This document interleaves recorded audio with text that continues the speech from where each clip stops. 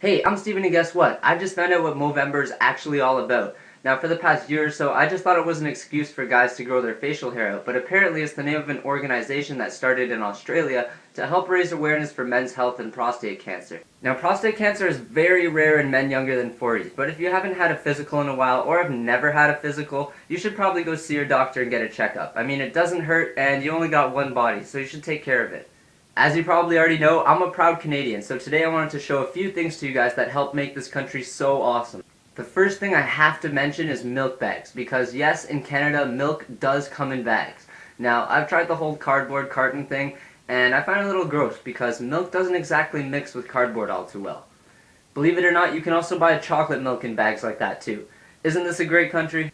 Another thing I found out that's native to Canada that actually caught me by surprise would be ketchup chips. Now, I don't exactly know how they taste like ketchup. I mean, they're tangy and they're delicious, but after you're done eating them, you get all this artificial ketchup flavoring all over your fingers, and it's just good times.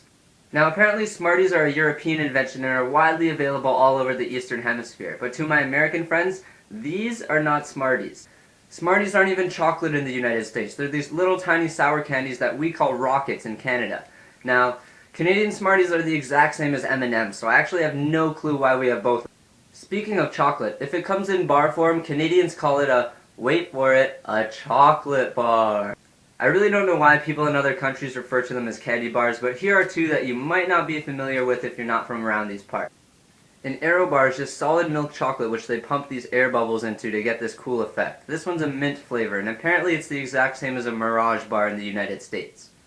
Coffee Crisp, on the other hand, doesn't exactly have an American equivalent, but all I can tell you is there's just stacks on stacks on stacks of vanilla wafers with a little coffee-flavored filling inside. Now, although Kinder Surprise eggs come from Europe, they're actually extremely popular here in Canada, and I just found out that they're illegal in the United States. Apparently a couple of people have choked on them in the past, and now you can't bring them over the border.